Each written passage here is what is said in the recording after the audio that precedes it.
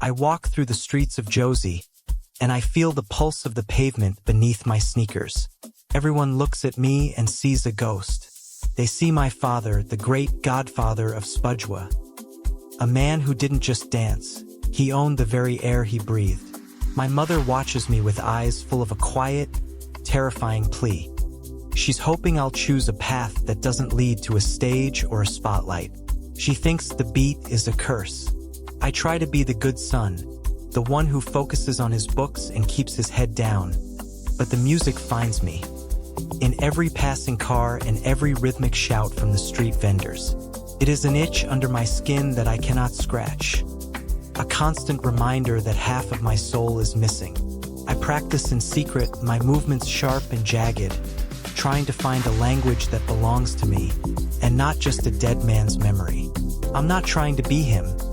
I'm just trying to figure out who I am supposed to be without him. The pressure is a heavy coat I can't take off, even in the heat of the city. I am Muzi, a student by day and a dreamer by night, caught between the silence my mother craves and the thunderous roar of the bass that calls my name from the underground clubs. My best friend, Prince, is the only one who really hears the music the way I do. He doesn't see a ghost when he looks at me, he sees a partner. We spend our afternoons dodging the reality of our bank accounts and the weight of our futures, letting the Sbujwa style take over. It's more than just dancing, it's a conversation.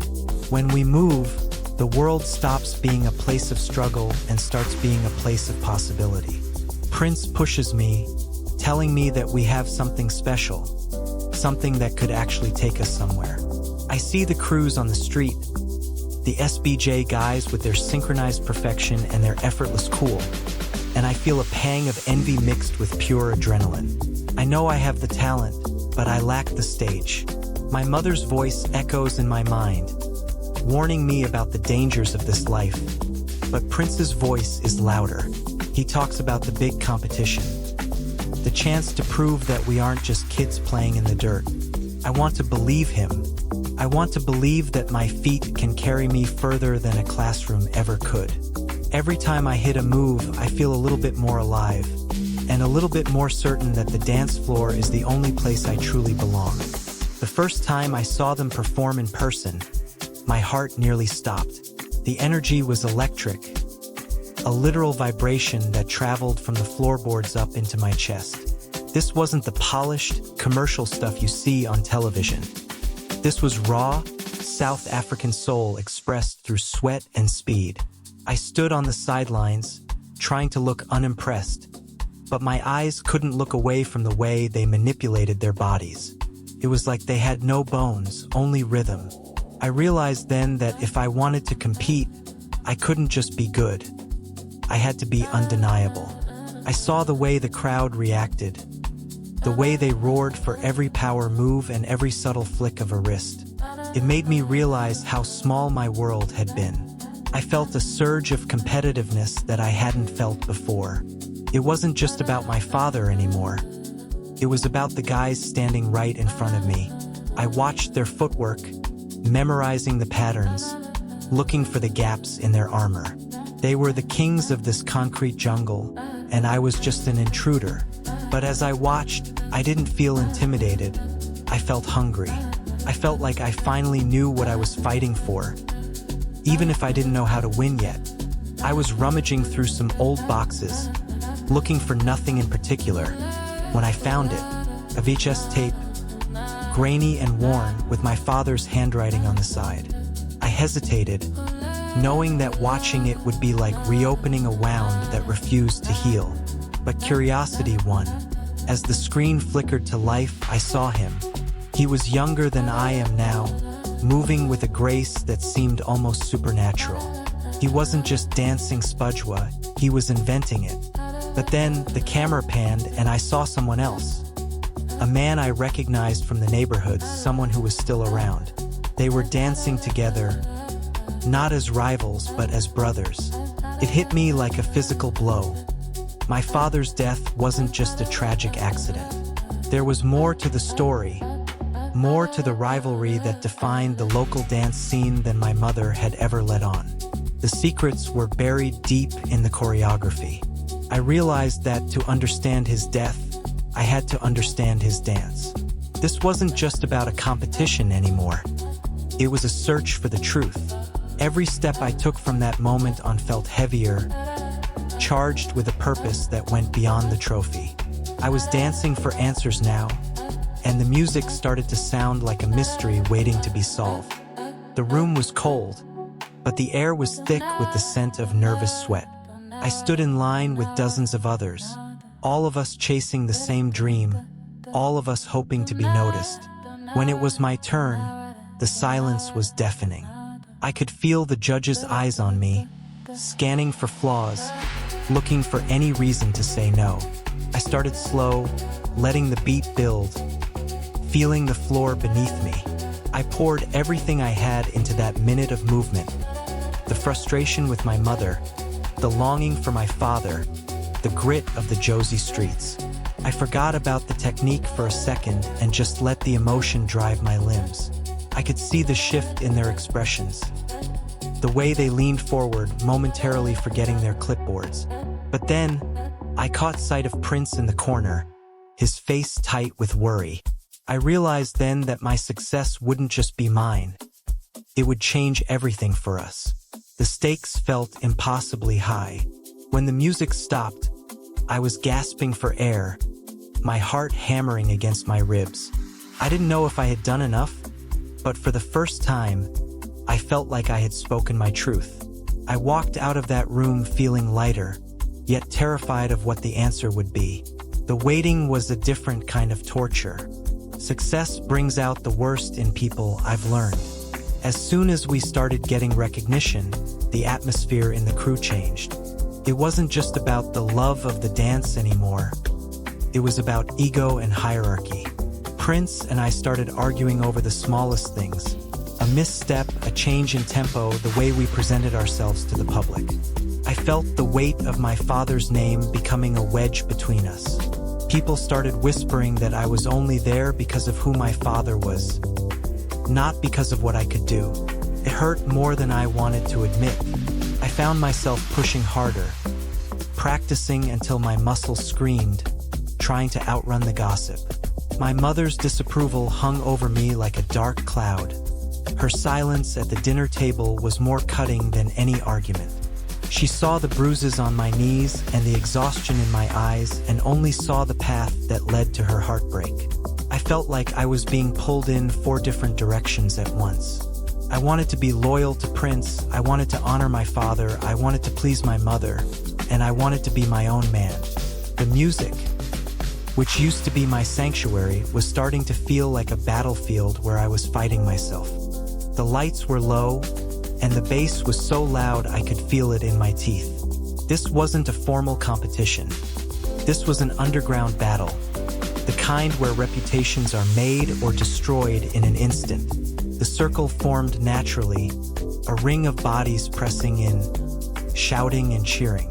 I stepped into the center, the heat of the crowd fueling my adrenaline. My opponent was fast, his movements a blur of precision and aggression.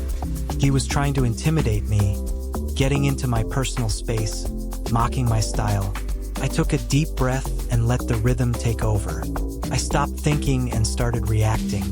I used his own energy against him, mirroring his moves and then twisting them into something uniquely mine. The crowd went wild. In that moment, I wasn't Muzi the student or the Godfather's son. I was just the dance. Every pop, every lock, every slide was a statement of defiance. I felt a connection to the people around me that I couldn't explain. We were all there for the same reason: to escape, to express, to survive. When the battle ended, there was no trophy, just a nod of respect from my rival. That nod meant more to me than any gold medal ever could. I had earned my place on the street, but the cost was a growing distance from my life at home. Coming home late became a habit I couldn't break. I'd sneak in, trying to avoid the creak of the floorboards, but my mother was always there, a silhouette in the kitchen. The confrontations were inevitable. She'd ask where I'd been, and I'd lie, or I'd tell a half-truth that felt worse than a lie. She'd bring up my father, her voice trembling with a mixture of anger and grief. She told me that the dance didn't just take his life. It took his soul long before he died. I tried to explain that it was different for me, that I needed this to breathe, but she wouldn't hear it. To her, every beat of the drum was a step closer to the grave. I felt a deep sense of guilt, seeing the worry etched into her face, but I also felt a simmering resentment. Why couldn't she see me? Why did she only see him? I started staying away more, finding excuses to be at the studio or with the crew. The rift between us grew until it felt like a canyon. I was losing my anchor, and the more I drifted, the more I clung to the dance floor. It was the only place where I didn't feel like I was failing someone.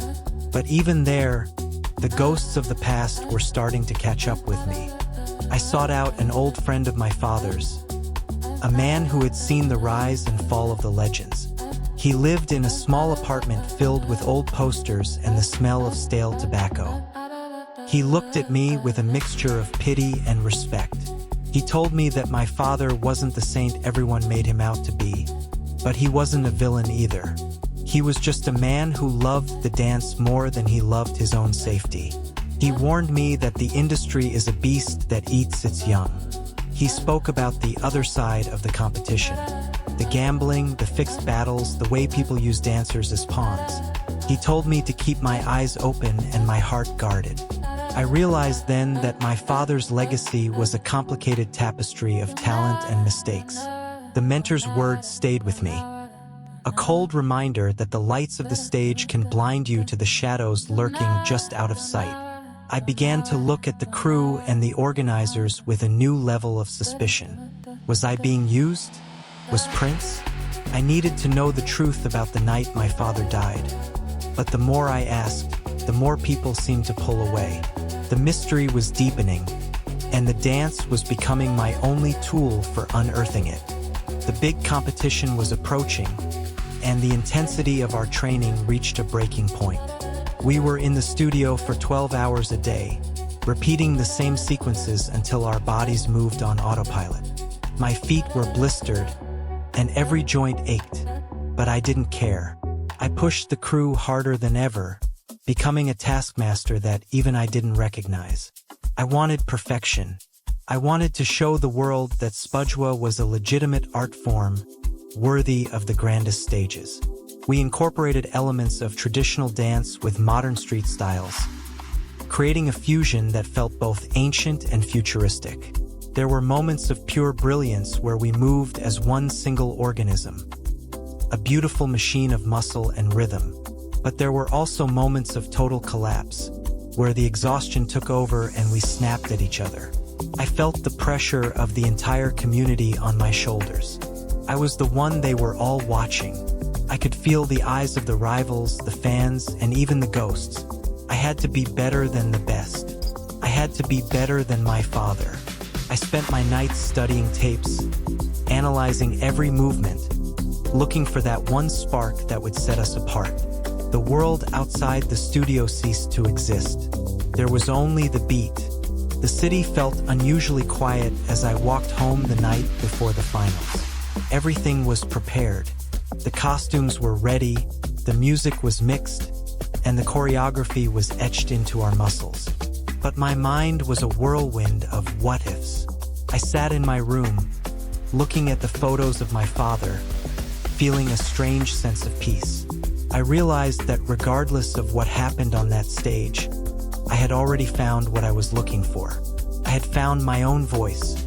I had found a way to connect with him that didn't involve mourning. I went to the kitchen and found my mother sitting there. For the first time in months, we didn't argue. We just sat in the silence.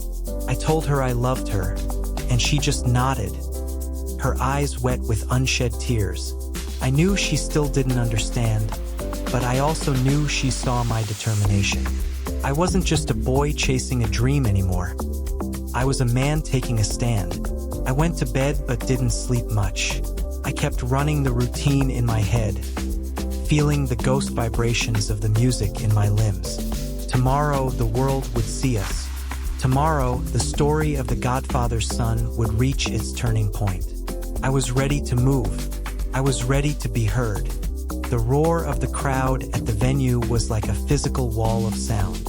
Backstage, the energy was frantic.